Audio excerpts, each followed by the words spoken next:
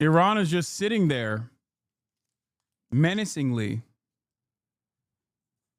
Yeah, Moravia has a right to defend itself. Historic Moravian land.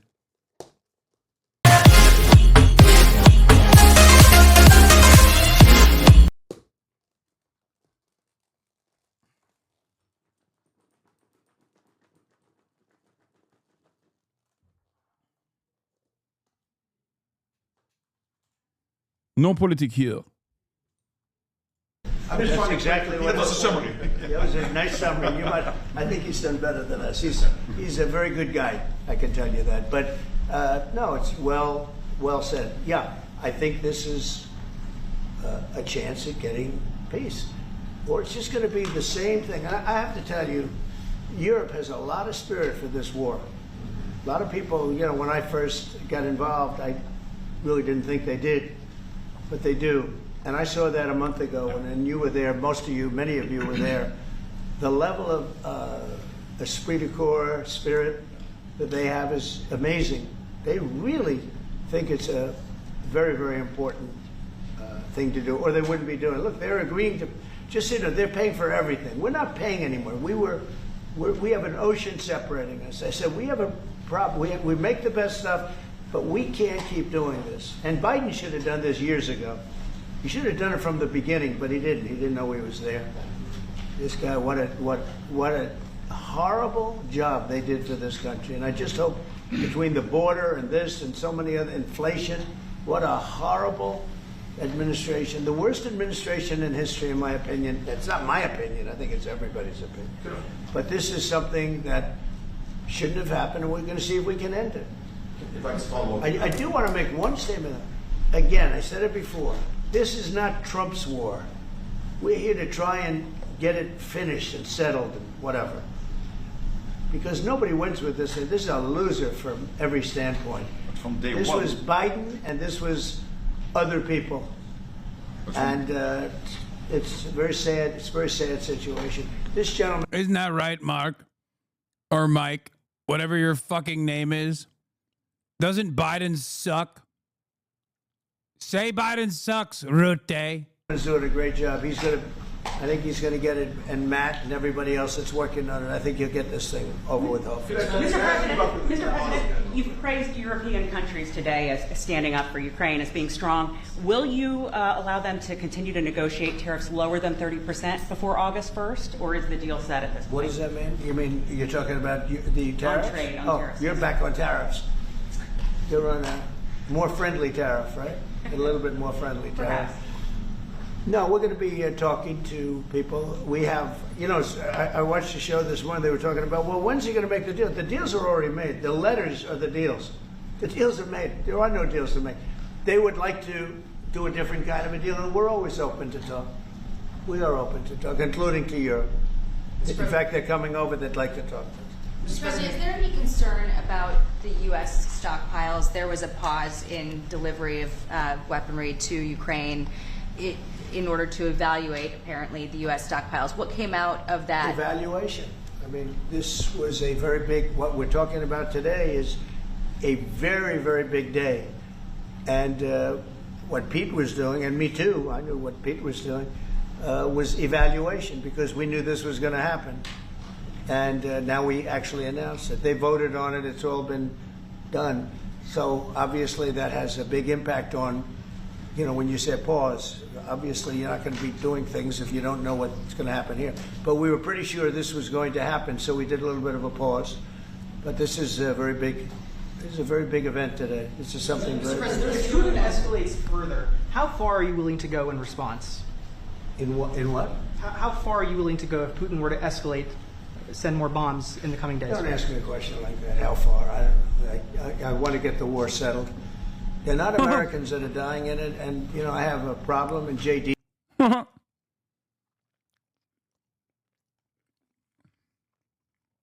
Nasty question. Asking me how far I'll go. Nasty. I don't want to think about it. He has a problem. It's a stance that he's had for a long time. They're not Americans dying, but there are a lot of people dying, and on something that should be able to be settled. And we all agree with that. This group of people, we want to defend our country, but, ultimately, having a strong Europe is a very good thing. It's a very good thing. So I'm okay with that. Yeah, please, in the back. Yeah. Is there a ceiling on what the Europeans are willing to pay for? And it sounds like, are you ruling out the U.S. paying for from additional weapons through drawdown authority? Shall I try to answer that? Because basically what the president is saying, that he is willing, of course, taking consideration what the U.S. needs itself. So it's not that you can have a shopping list and you can order whatever you want, because the U.S. has to make sure that the U.S. keeps its hand on what the U.S. needs, also to keep the whole world safe, because in the end you are the police agent of the whole world. You're the most powerful nation on earth, the most powerful military on earth. But given that... Oh my God, bro.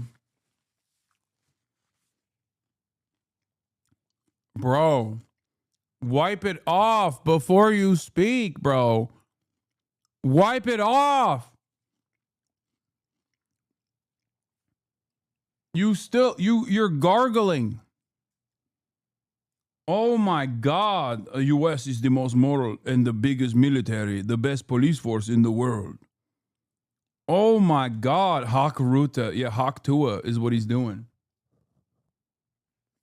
Holy fuck. The US has decided to indeed massively supply Ukraine with what is necessary through NATO. Europeans 100% paying for that.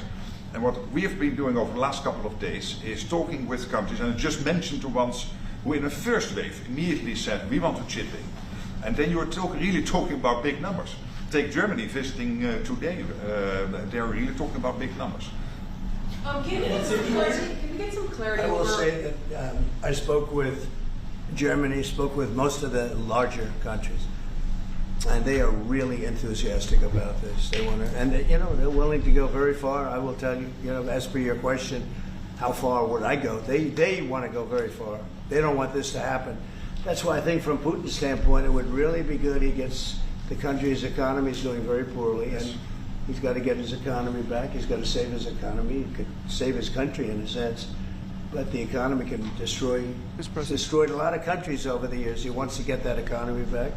And, he's got a great country for trading and other things. If they could use the assets instead of war, he's got... Can we get a Mark Rutte emote? Yeah, we already have one. It's called Writing in all caps. It's this one. I've never seen such a fucking sexual display. Some tremendous potential, that's what I would say. How did you deliver this news to Putin, sir? Say? How did you tell Putin this was coming? I speak to him a lot about getting this thing done. And I always hang up and say, well, that was a nice phone call. And then missiles are launched into Kiev or some other city. And I said, it's strange. And after that happens 3 or 4 times, you say, the talk doesn't mean anything. My conversations with him are always very pleasant. I say, isn't that a very lovely conversation? And then the missiles go off that night. I go home, I tell the First Lady, I spoke to Vladimir today. We had a wonderful conversation. Bro, why are you saying this out loud? It's so embarrassing, dude. She said, oh, really? Another city was just hit. So it's like, look, he's, I don't want to say he's an assassin, but he's a tough guy. It's been proven over the years. He's fooled a lot of people. He fooled Bush. He fooled a lot of people. He fooled Clinton, Bush, Obama, Biden. He didn't fool me. But what I do say is that at a certain point, ultimately talk doesn't talk. It's got to be action. It's got to be results. And I hope he... You just described him fooling you. By your own admission, more than 4 times.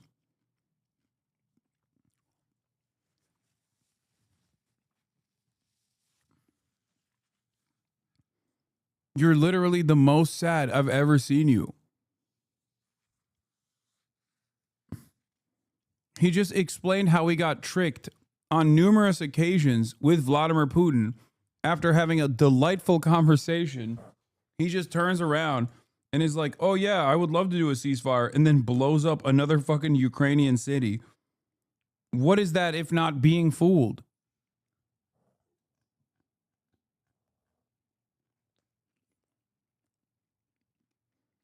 Does it? It's it's potentially such a great country to be wasting so many people on this and the money. And look at what's happened to his economy. Look at what's happened. So, And with the threat in 50 days, yeah, the economy will be hit it's, very hard. The First Lady's I mean, look, response- I hope he's going to do it. He knows the deal. He knows what a fair deal is. If there is such a thing as a fair deal, there's no winners here. This is a loser. This is a loser. And I dealt with him from the beginning.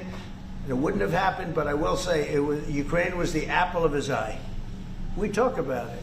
It was the apple of his eye, but it wasn't going to happen. And he understood that. It wasn't going to happen. And then I noticed, after I was out, I noticed soldiers forming at the border. Yeah. And then I heard horrible, stupid things being said from the other side. And I said, they're really handling it very, very wrong. It's a shame. Yeah. Can I add one thing, and that is about President Trump, because you came in office in January. On the 12th of February, you had your first phone call with Putin. I think you did exactly what I hope you would do. That is breaking the deadlock, starting the conversation, because you have to test him. I know Putin very well from the days when I was Prime Minister in the Netherlands. You have to test him. And you did this, and you really gave him a chance to be serious, to get to the table, to start negotiations. Steve Witkoff, Marco Rubio, we all tried to help you. But you've now come to a point where you say, well, hey... We actually thought we had have to get probably serious. 4 times the deal. Yeah. I mean, you would have called and you said, Yeah. this looks good. Yeah. And then the deal wouldn't happen because bombs would be thrown out that night and you'd say, we're not making any deals. It was like... But you breaking the deadlock was crucial because you had to start that process, and you were the only one who was able to do that. I think we'll get it done. Do you think he's reasonable enough to negotiate an end to I think we're this? going to get it done. I think, look, this is a very powerful situation. You have very wealthy countries buying the best equipment in the world. And we have the best equipment in the world. We make equipment like no other. You know, our submarines, nuclear submarines, are so powerful. They're the most powerful weapon ever built. And we have the best in the world they're 20 years behind, 25 years behind us. We have the greatest equipment anywhere in the world. I just hope we don't have to use it. Yeah, please. Thank you, Mr. President. On a separate topic here, President Biden, of all people, spoke to the New York Times over the weekend. He did not speak to them on the record during his time in office at all, but he spoke to them recently. And he defended his use of the auto pen and said that he signed off on every decision. But at the same time, the Times reports that he did not individually approve each name for the categorical pardons that applied to large numbers of people. What are your take on that? Any new revelations from that? Well, I mean, you're talking about the auto pen. Look, the auto pen, I think, is maybe one of the biggest scandals that we've had in 50 to 100 years. This is a tremendous scandal. And I know the people on the other side of the, see that desk, that Resolute desk? Unfortunately, he used it before me. But, you know, we have a choice of 7 desks. They're all beautiful. But I chose the Resolute, and so did he, unfortunately. But the people on the other side of the Resolute desk, I know them. Lisa, the whole group, and they're no good. They're sick people. And I guarantee you he knew nothing about what he was signing. I guarantee it. So they're going to figure it out, and we'll see what happens. But to me, the auto pen, you know, you elected president. You know what the auto pen is supposed to do? Sign thousands of letters from young people that write. We get thousands of letters a week, Susie, right? Thousands. I mean, tens of thousands sometimes. I look at a room, there's a room where we have many, many people working, responding and sending letters back. That's what an auto pen's supposed to be. Biden's auto pen. Leave me out of this. Don't listen to this guy. Eyes emoji. What did you do? Auto pen. Biden's auto pen. Thousands from the standpoint of letter writing. Auto pens that's what they're supposed to do. So many young people writing letters to me. Believe it. Auto pen. Auto pen. Mykolaiv last night near the Black Sea in southern Ukraine after yet more Russian drone attacks. 6 people were killed, it was reported, in another region in the north of the country. As Russia's bombardment of Ukraine continues to escalate, European leaders have been desperate to forge an effective response. the head of NATO, Mark Rutte. And in Washington today came the imagery and words they craved, from a US president and NATO Secretary General announcing an arms deal for Ukraine. We make the